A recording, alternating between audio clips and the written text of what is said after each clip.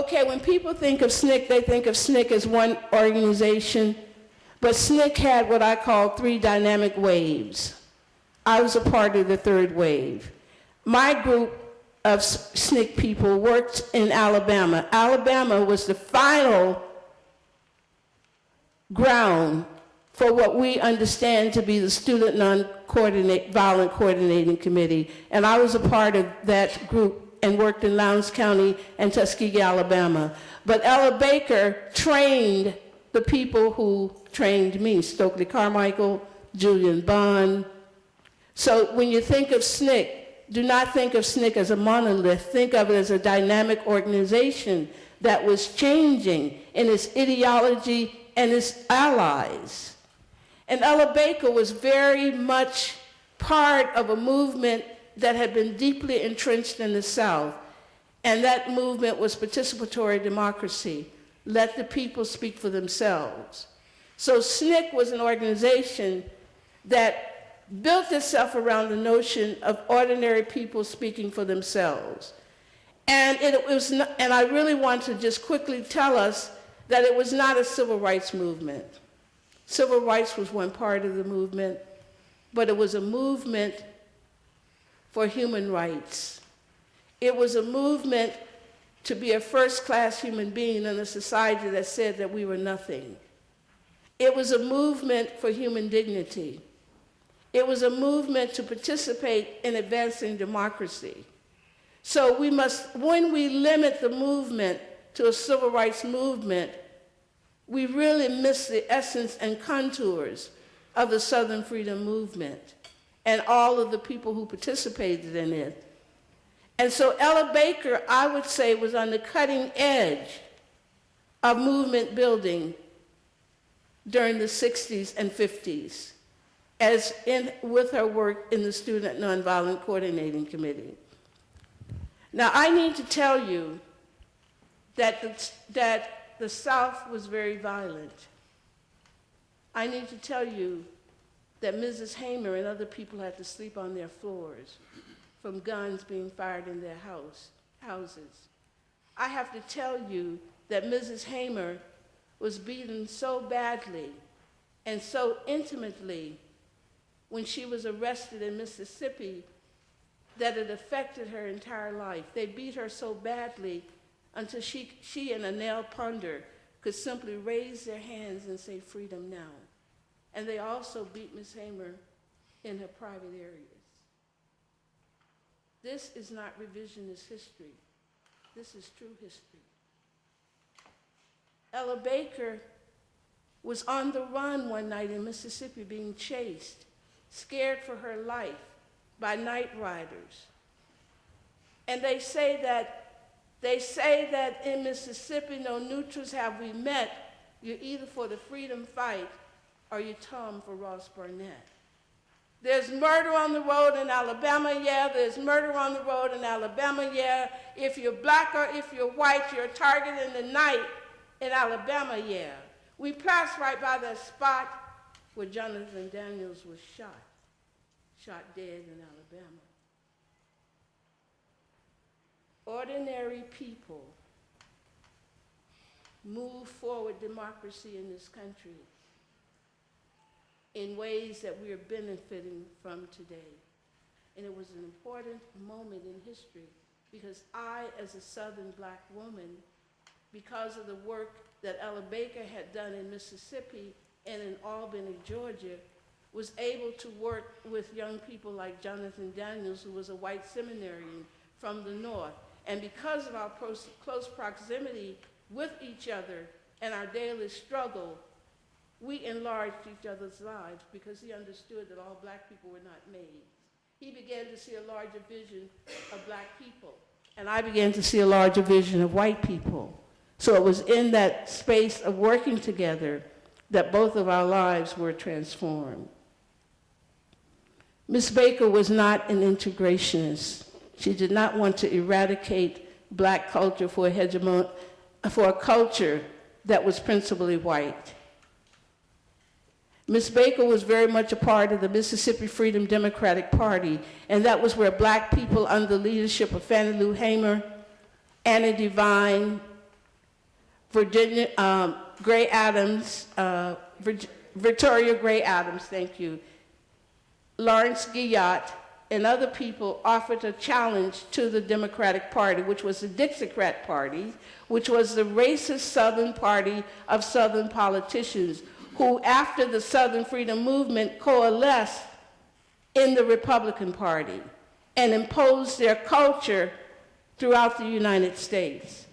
This is the legacy that we're dealing with. This is what we're dealing with today. Ella Baker represented the best of this country.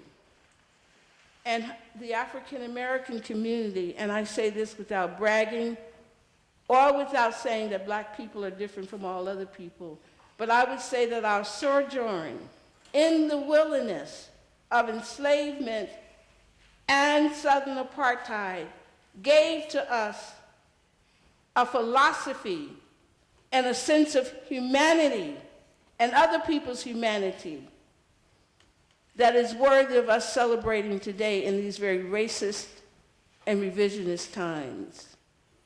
Celebrating Ella Baker is celebrating the best in white America and what is possible.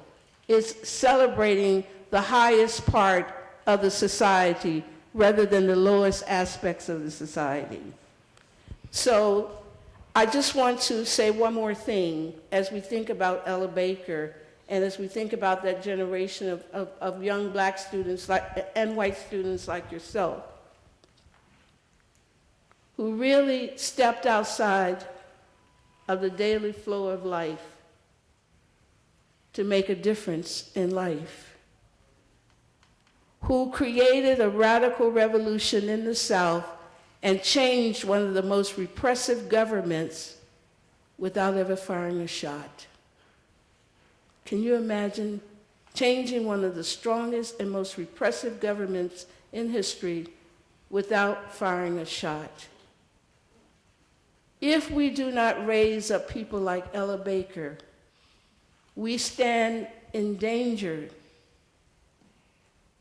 of raising up the wrong people and catering to our worst self. Each of you in here should hold out the highest possibilities of not who you are, but what you can become. And I challenge each of you to move beyond your fears, your prejudices, and your misinformation, and let's all work for an Ella Baker Day. I can't think of a woman who deserves it more, and I can't think of a community, the African American Southern community, who deserves it more. This is the right time to do it, and we must do it, or we will allow right-wing white Republicans to once again rewrite the narratives of what it means to be Southern. We who believe in freedom cannot rest until it comes. That's my story. What's yours?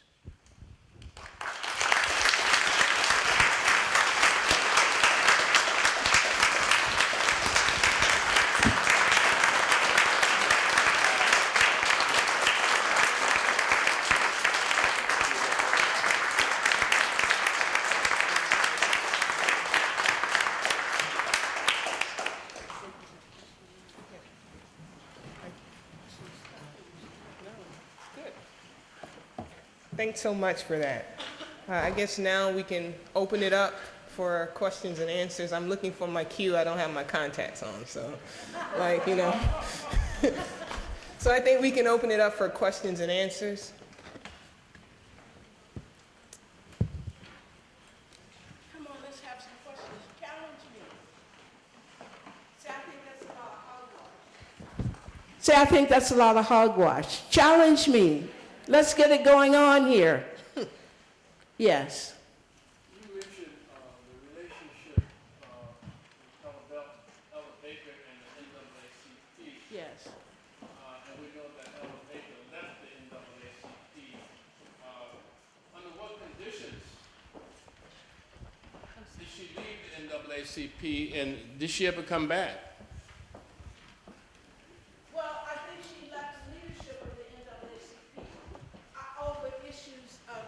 over strategies, and that same old issue of who should be in the leadership position of the movement.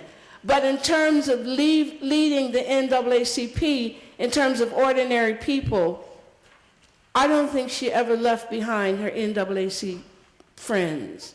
Because you have to understand that the black community during segregation was very intimate. Segregation required us to be intimate in proximity and in terms of how we live. It was kind of hard to cut people off and never speak to them again. But she definitely was in opposition to the leadership of the NAACP, definitely. As she ultimately left every organization that she ever belonged to. SCLC, the NAACP, and she left the South, SNCC. I don't think she left SNCC in the same kind of anger, but I think SNCC in the third wave was moving in a direction where they depended less on her advice than they had done in the previous waves. Well, this is what I would say. History is a dynamic process, and Frederick Douglass raised the same kinds of questions over why should we celebrate Independence Day, and contextualize that within enslavement and oppression, and so that holidays cannot be robbed of their social roots. And based on where you stand in the process determines what you think is important to celebrate and resist. And Confederate Day, I think, raises the same questions that Frederick Douglass raised. It's a good question to ask today. Well, first of all, we have a right to filter our history through our own experiences rather than have people make us replicas of who they are. And when black people say they want to be, black people are in a hostile environment. There's a difference between wanting to be with people in a hostile environment than organizing your resources so you don't have to be with people because you think that they are inferior. So I don't think the desire to be with black people, but I do think if that's where you're going to stay, I find that problematic in a global world. I think it's really important to connect with other communities that are struggling and raising questions, because it is in conversation and in this work that you reach your highest potential. But I think that in a hostile world, you should have the right to claim a space for yourself as an African American and make it very clear that you're not claiming that space because you don't have a history of oppressing people based on their color. It's a different starting point for that space.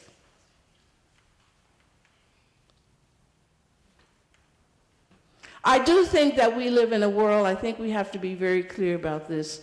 The revisionist history really bothers me because in this revisionist paradigm, white people have become the victims and black people are the racial predators who pick on innocent white people who've not done anything and who use the cry of racism as a way of covering up black deficiencies, laziness, and inferiority. And so black people have lost, in this climate, we've lost the ability to name our lives based on the realities of racism. We have to squash that, because part of what power does today is to use their power to control the language in ways that make white people comfortable about race. Rather than, it's the same thing with women. Women can't talk about gender anymore. Their gender voices have been stolen and silenced, and they have to talk about these issues in ways that make men comfortable. And so we really, really need to begin to think about where we are today in terms of how we speak and our voices that have been silenced.